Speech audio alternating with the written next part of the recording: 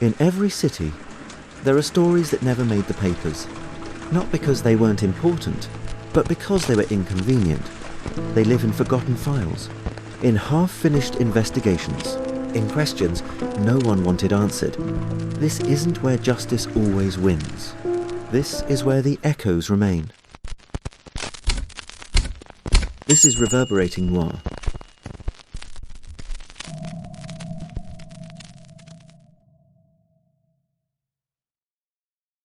Late July, 1891. A man walks into Brazzaville. His name is Albert Nabau. He is the only European who walked out. 1 out of 4 who went in. The mission departed Stanley Pool on the 15th of August, 1890. 4 Europeans, 30 Senegalese troops, 250 porters. One of them came back. 284 people entered the interior. We know the name of one who came out. The record does not account for the other 283 individually. That is not a footnote. That is the first thing to hold. On the 24th of July, 1891, Nabout files a report. The following day, a letter travels from Brazzaville to the Under-Secretary of State for the Colonies.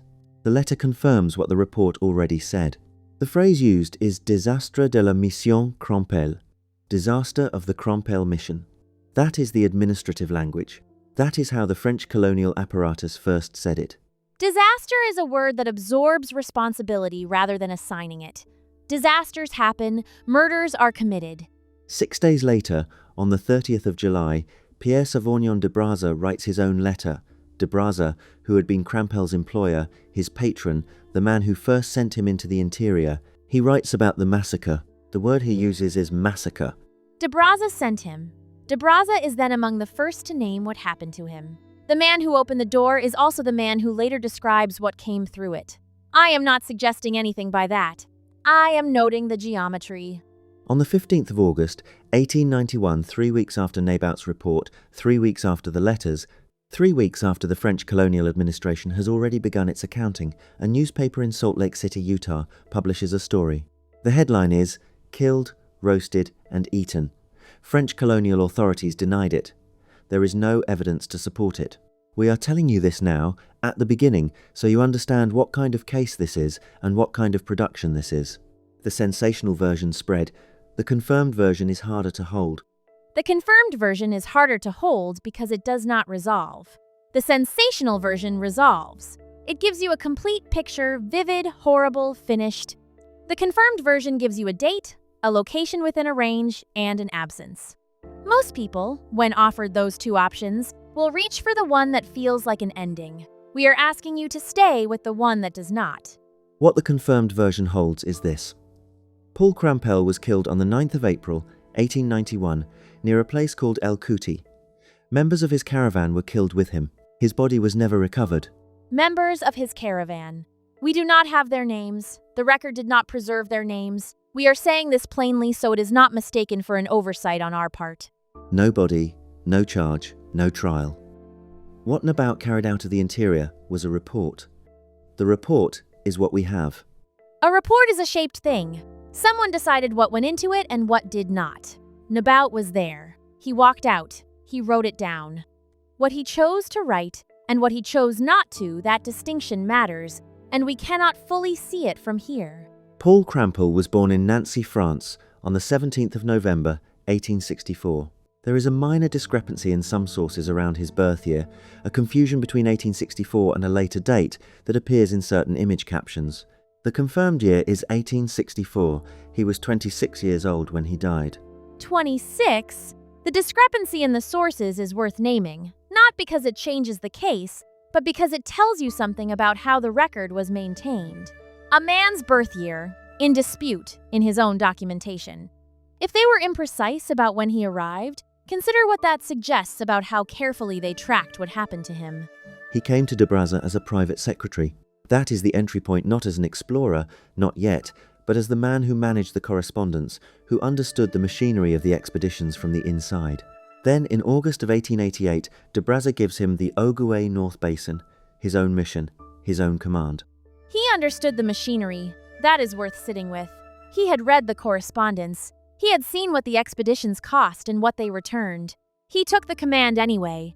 He maps over 2,000 kilometers of routes. He signs treaties with local chiefs. He comes back. The mission is considered a success. The French colonial apparatus takes note of him.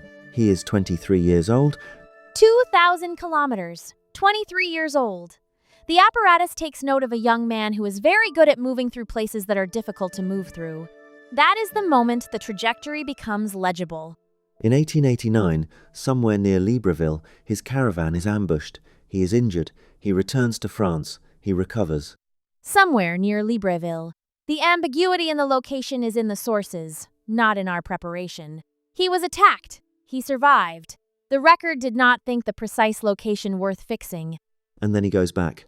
Yes. We are not going to tell you why.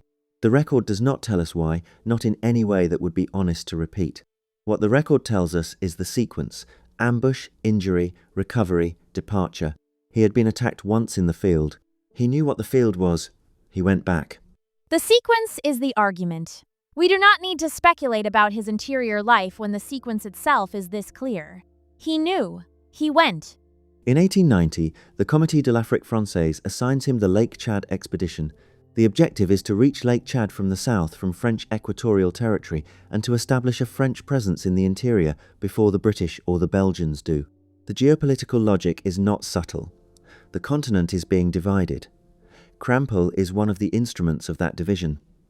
That is also part of this story. We will hold both things at once. He is a victim of what happened near Kouti. He is also an instrument of a project that was doing considerable harm to the people already living in the territory he was moving through. Both of those things are true simultaneously. The case does not simplify because we are sympathetic to him. No, it does not. But here is what the record does not explain. The Comité assigned him this mission knowing he had already been ambushed once. They had his report from 1889. They had the injury. The apparatus that took note of his talent also took note of what the field had done to him, and it sent him back into a longer corridor with fewer outposts. That decision is in the record. The reasoning behind it is not. On the 15th of August, 1890, the mission departs Stanley Pool, Crampel, Lausière, Biscarat, Nebau, 30 Senegalese troops, 250 porters. On the 25th of September, 1890, they reach Bangui, the last French outpost, the last fixed point on any map they are carrying. Past Bangui, the map is what they make as they move. Which means past Bangui, if something goes wrong, there is no coordinate to send back. There is only whatever the survivor can describe from memory. There is a street in Nancy called the Rue Crampel. It was named for him after his death. He was 26. He had left Nancy and never come back. The city put his name on a street. That is what cities do with the young men they send away and do not get back. A street is permanent. It asks nothing of the people who walk on it. They do not need to know the name to use it. That is a particular kind of forgetting dressed as commemoration. On the 1st of January, 1891, Crampel and Lausière begin the northward journey from Bangui, not the whole expedition, the vanguard. Moving ahead, the plan, to the extent there is a plan, is to push north toward Lake Chad through territory that no French expedition has entered. To the extent there is a plan, that phrase is doing significant work. Two men moving ahead of the main party into territory with no French precedent on the first day of a new year. The plan is directional. It is not logistical. Those are different things. By late February, they have reached a place the sources call El Kouti. Some sources call it Dar al-Kouti. The two names refer to the same region, a Muslim sultanate in the territory that is now the Northern Central African Republic, though we will not use that name here because it did not exist then. The ambiguity in the naming is not an error. It is a condition of the historical record. A sultanate, not empty territory, not unmapped in any meaningful sense, mapped differently, by different people, for different purposes. The French expedition did not know what it was entering. The people already there knew exactly where they were. They are approximately 500 kilometers north of Bangui. They are between 9 and 10 degrees north latitude. The nearest French presence is 500 kilometers behind them. 500 kilometers. In 1891, on foot, through that terrain, that is not a distance. That is a condition. On the 20th of March, 1891, Eugène Lausière dies at a place called Makuru. The cause is dysentery. There is a death certificate, an acte de décès. His death has paperwork. His death has paperwork. Someone was present and literate and had the materials and took the time. Or someone reconstructed it later from testimony. The document exists. The circumstances of its creation are not specified. I raise that not to cast doubt on Lauzier's death, but because the contrast with what follows is structural to this case. We mention the paperwork because of what comes next. Because Crampel does not have paperwork, Biscarat does not have paperwork, Lauzier is the only member of this expedition whose death left a document. He died of a disease in a named place, and someone wrote it down. The other deaths did not work that way. A disease leaves a body in a place. A body in a place can be documented. What happened to Crampel and Biscarat left something different. It left a survivor walking south with information he had not necessarily witnessed directly. The paperwork gap is not administrative failure. It is the shape of the violence. The detail everyone skips past is this. Lauzier dies on the 20th of March. Crampel is killed on the 9th of April, 20 days. For 20 days, Crampel is the only European in the vanguard, 500 kilometers from the nearest outpost, and the man who had been beside him is already in the ground. Whatever happened on the 9th of April happened to a man who was already alone. Already alone. And the record does not tell us whether he knew how alone he was, whether he had sent word south, whether he had considered turning back. The record tells us only that he was still there on the 9th of April, still moving north. On the 9th of April, 1891, Paul Crampel is killed near El Kouti. Members of his caravan are killed with him. This is confirmed. The date is confirmed. The location approximate is confirmed. The manner of the killing, the number of dead, the sequence of events, these are not confirmed. We know he was killed. We know where, within a range. We know when. We do not know how. We do not know by whose hand. The date is confirmed. I want to stay with that for a moment. Someone established the 9th of April as the date.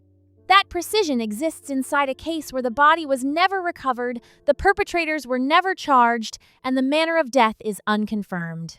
A specific date. Ask yourself what that date is built from. Ask yourself who was in a position to provide it. 46 days later, on the 25th of May, 1891, Charles Biscarat is killed. The Dutch sources use the word sloopmoord. Go ahead. Assassination. That is the translation. A killing that was planned. A killing that was not an accident of the road. He is killed in the Muslim kingdom of Mpok, approximately 18 days' journey south of El Kouti. The perpetrators are unidentified. Whether the people who killed Biscarat are connected to the people who killed Crampel, the sources do not establish that. 46 days apart. 18 days' journey south. Biscarat was moving in the direction of survival, and he was killed anyway. Whether that is coincidence or pattern, the sources do not say. But the geometry of it is there. 2 killings, bracketing a retreat, in the same broad territory. I am not connecting them. I am describing the shape. 2 killings, 46 days apart, different locations, different circumstances, one surviving European, walking south, toward Brazzaville, carrying a report. 1 surviving European. That is also a shape worth examining, not an accusation. A question the record leaves open and does not answer. Why Nabout? The sources do not say. In March of 1891, Jean Dubowski departs Bordeaux. His mission, as designed, is to follow Crampel's route to reinforce the expedition, to join it, to push together toward Lake Chad. He does not yet know that Crampel is dead. Nobody in France knows yet. The information is still moving south through the interior, carried by the one man walking out. The information and the relief mission are moving toward each other. One carrying news of a death, one carrying the assumption of a life. They will not meet in the middle. Dubowski will reach Bangui and learn what Nabout already knew. The gap between those 2 moments of knowledge is measured in months and in the distance between Bangui and Bordeaux. On the 17th of August, 1891, Dubowski lands at Bangui. He learns what happened. He continues north anyway. The relief mission becomes something else, a pursuit, or an attempt at one. On the 22nd of November, 1891, Dubowski enters a village called Yabanda. The sources say he avenges Crampel's death there. That is the word the sources use. Avenges. The sources do not say what this means. The word is there, the act is not. That is a specific kind of archival silence. It is the silence of something that was done but not described, not because no one was present, but because whoever recorded it chose the word and stopped there. Vengeance is a word that justifies. It does not specify.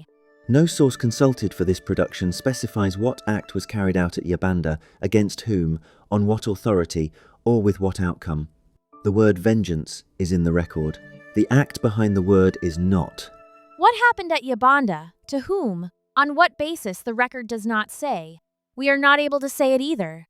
The sources say Sanusi was the principal suspect in Crampel's murder. The sources do not say Sanusi was charged. The sources do not say Sanusi was tried. The sources do not say Sanusi was convicted.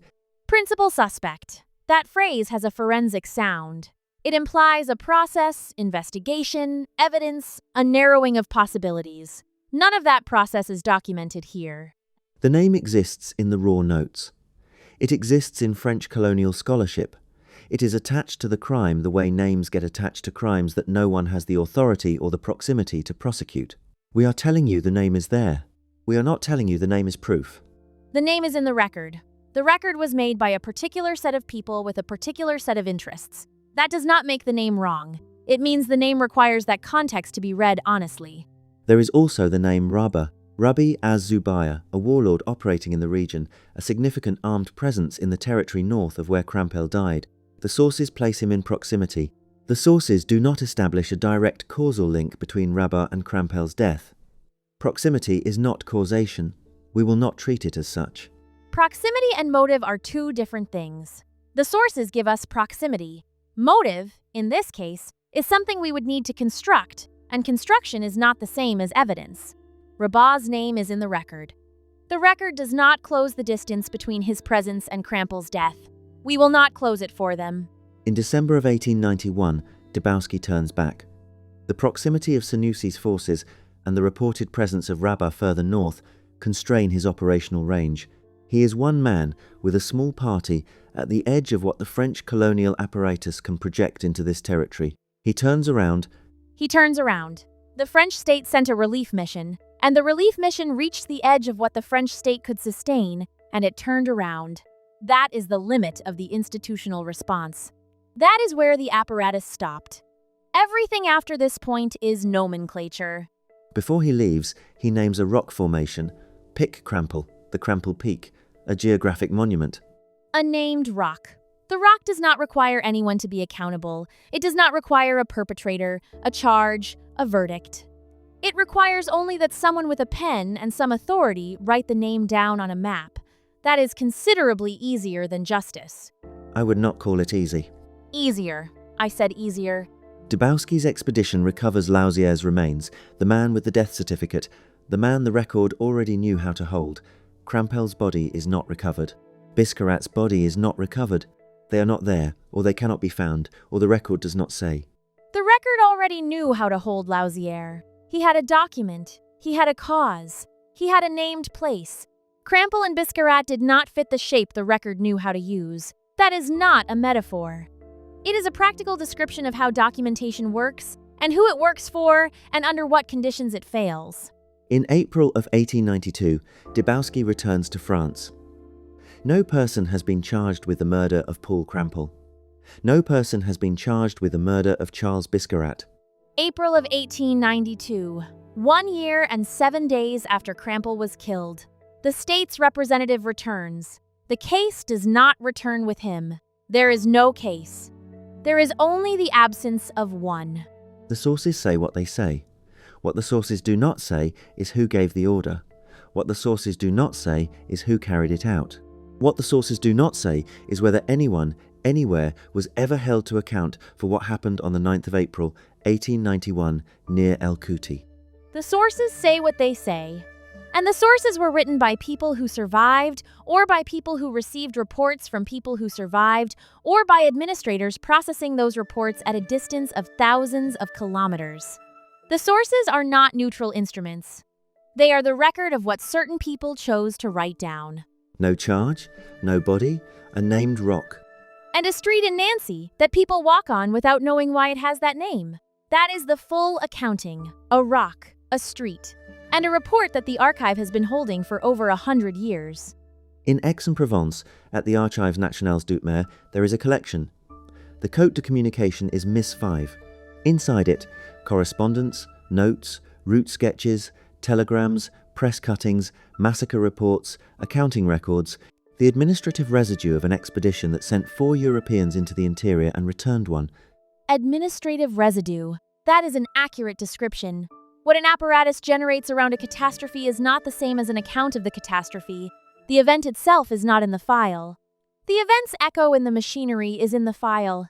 Those are different things, and the distance between them is where this case lives. There is also a journal, Albert Nabout's travel journal. It covers the period from the 10th of September, 1890, to the 3rd of July, 1891. That is the entire expedition. The departure from Stanley Pool, the journey north, the period of Lauzier's death, the period of Crampel's death, the period of Biscarat's death, all of it falls within those dates. But here is the thing that should not be passed over quickly. The man who kept the journal is the man who walked out. He was there. He wrote it down. The journal exists. That is a significant thing to say about a case this unresolved. Nabout is the only European who was there. The extent to which he personally witnessed what happened to Crampel, as opposed to learning of it after the fact, is not clarified in any material available to this production. We do not know what he saw. We do not know what he chose to write down. We know the journal exists. We know the date range it covers. This production did not have access to it. We do not know what he chose to write down. That sentence is precise, and it should stay precise. A journal is a selection. Even under ordinary circumstances, a person writing in a journal is making choices about what enters the record and what does not. Nabout was not writing under ordinary circumstances. He was the sole surviving European of an expedition in which 2 of his colleagues had been killed. The journal is not a transparent window. It is a document made by a specific person under specific pressure. We have not read it. Someone should. That is not an apology. That is the shape of the case.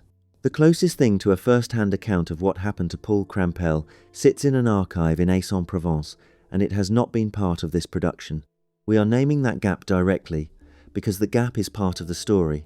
The gap is part of the story, and the gap has a specific texture here. It is not that the material does not exist. It is that the material exists in one place, in one language, in one archive, and this production could not reach it. That is a different kind of absence than the absence of Crampel's body. The body is gone. The journal is present and unread by us. One of those gaps might close. We are saying clearly which one. There is one other thread. In the archive, in a telegram dated February of 1891, weeks before Crampel's murder, there is a reference to a person named Musy. We cannot identify Musy. The connection to the Crampel Mission is unclear. The same telegram references the destruction of villages called Salangas. We cannot resolve this thread from the materials available to us. We are naming it because it is there, and because a future production with full anom access might be able to say what we cannot. A telegram from February of 1891, weeks before Crampel's death, referencing a name we cannot place and the destruction of villages. We are not in a position to say what that telegram means in relation to this case. We are in a position to say it is there, and that its presence in the same archive, in the same collection, in the weeks immediately preceding the murder, is not something we can responsibly ignore or responsibly explain. It is an open thread. We are leaving it open because that is what honesty requires. The central question of this case is who ordered the murder of Paul Crampel and who carried it out. A name Sanusi exists in the record. It was never formalized in any charge. It was never tested in any court. Not an investigation that ran out of leads. Not a prosecution that failed to secure a conviction. A situation in which the people with the authority to formalize accountability looked at what had happened, named a rock, and moved on. The case was never closed. It was not left open in the way that active investigations are left open. It was left open the way things are left open when no one with authority decides to close them. The case is open not because it is active. It is open because it was never entered. There is a difference. The difference matters. Also in the archive, dated the 12th of March, 1890, letters from Crampel, his handwriting, his words. Written 14 months before his death, in a year when he was still moving, still planning, still sending correspondence back to France. The letters exist. The man who wrote them does not. His body was never found. His handwriting. That is a specific kind of presence. The archive holds the physical trace of his hand moving across a page in a year when he was alive and had no reason to believe he would not remain so. The letters are not a record of his death. They are a record of his continuity, his expectation that there would be more letters, more plans, more movement. The archive holds that expectation. The archive also holds the documents that record its end. Both of those things are in the same building, in the same collection. It simply holds them. The document survived, the man did not. And I think that is the thing I keep returning to, the way the paper outlasts the person, and the way we treat that as normal, when it is not normal at all. It is just the only version of the story we are able to reach. If you have stayed with us through this, through the gaps and the silence and the things we could not resolve, you can find Reverberating Noir wherever you listen. We will be here. The paper is in Aix-en-Provence. The answer is not. Someone near El Kouti on the 9th of April, 1891, made a decision. We do not know who, we do not know why. We do not know if anyone who made that decision was ever asked to answer for it. The archive holds the question. It does not hold the answer. And until someone opens that journal, it may be that no one can.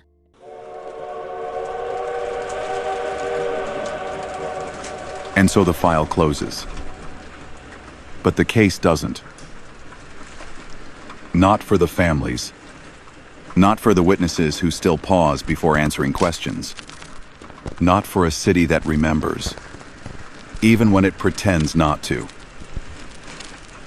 The evidence sits somewhere in a box. The photographs fade. The names are spoken less often.